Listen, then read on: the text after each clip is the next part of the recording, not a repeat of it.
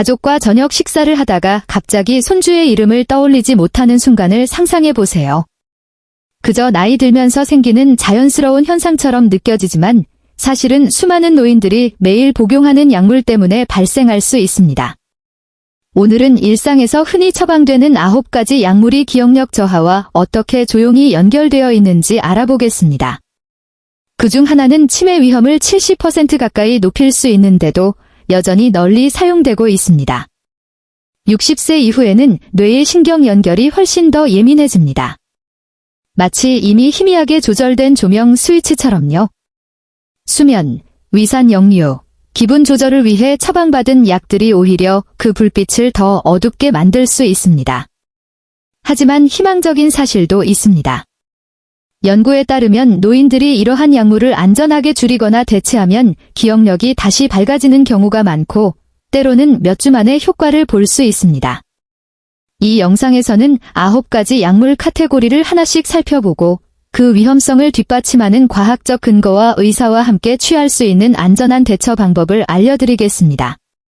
1. 항콜린성 약물 기억 신호 차단제 방광 과민성, 우울증, 소화불량 완화를 위해 약을 찾은 적이 있나요? 이런 약들 중 상당수가 바로 항콜린성 약물입니다. 이 약물들은 뇌에서 기억을 전달하는 핵심 물질인 아세틸콜린을 차단합니다. 60세 이후에는 원래 아세틸콜린 양이 줄어들기 시작하는데 여기에 약물이 더해지면 일상적인 기억이 손에서 물 빠지듯 사라지기 쉽습니다. 2018년 BMJ에 실린 대규모 연구에서는 5만 8천 명 이상의 치매 환자를 분석한 결과 항콜린성 약물에 가장 많이 노출된 노인 그룹에서 치매 위험이 49% 더 높았습니다. 연구자들은 치매 사례의 10% 이상이 이런 약물과 연관될 수 있다고 추정했습니다. 놀라운 점은 흔히 신뢰하는 약들 제전 항우울제, 아미트립틸린 등 방광약, 복시부티닌 등 일부 알레르기약에도 이런 성분이 숨어 있다는 사실입니다. 아세틸콜린을 기억세포를 연결하는 전화선이라고 생각하면 항콜린성 약물은 그 선을 끊어버리는 셈입니다. 72세 로사는 가족 모임에서 손주 이름을 자꾸 잊어 당황했습니다. 나이 탓이라고만 생각했는데 의사가 항콜린성 부담 척도 덴티칼리너직 코그니티브 버던 스케일을 확인해보니 방광약 하나가 문제였습니다. 천천히 용량을 줄이고 안전한 대체약으로 바꾼 지 몇 주 만에 로사는 다시 이야기를 이어갈 수 있게 되었고 기억의 끊김이 사라졌습니다. 중요한 교훈입니다. 약을 갑자기 중단하지 말고 반드시 의사와 상의해 약물 목록을 검토하세요. 간단한 척도 하나로 기억력을 어둡게 만드는 약을 찾아낼 수 있습니다. 2. 수면제 기억을 지우는 약. 많은 노인에게 진짜 문제는 기억보다 잠입니다.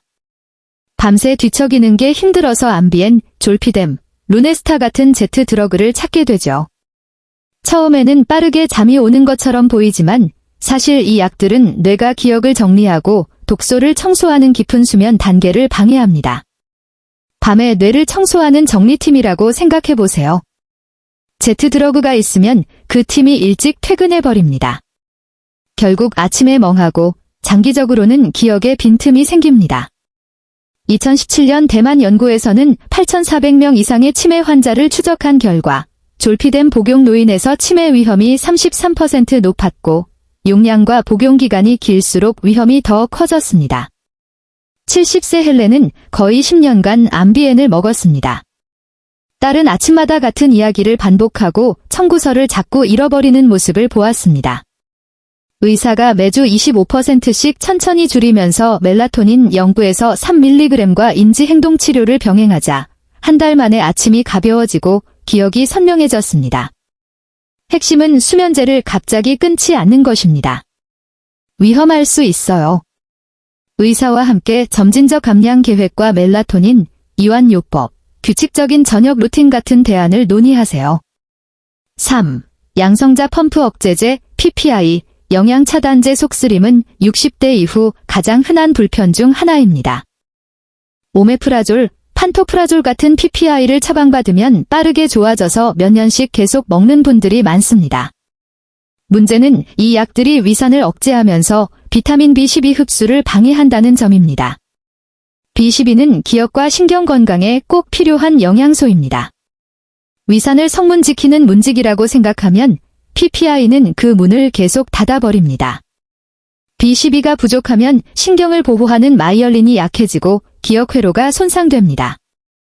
2016년 대규모 연구에서 장기 PPI 복용 노인은 치매 위험이 38% 높았고 약 4년 이상 계속 복용할수록 위험이 급격히 증가했습니다. 75세 조지는 10년 가까이 PPI를 복용했습니다. 이웃 이름도 잊고 질문을 반복했습니다. 의사가 PPI를 줄이면서 저녁 식사 조절, 침대 머리 높이기, 필요시 H2 차단제를 사용하자 몇 달 만에 속쓰림도 줄고 머리가 맑아졌습니다. PPI는 단기 완화용이지 평생 약이 아닙니다. 오래 복용 중이라면 의사와 대체 방법을 꼭 상의하세요. 식사 패턴, 양, 수면 자세만 조금 바꿔도 위와 기억을 동시에 지킬 수 있습니다. 파트 2에서 8은 다음 메시지에서 계속 진행하겠습니다. 전체를 한 번에 완성하려면 너무 길어지기 때문에 자연스럽게 나눠서 제공합니다. 필요하시면 바로 다음 파트 요청해주세요.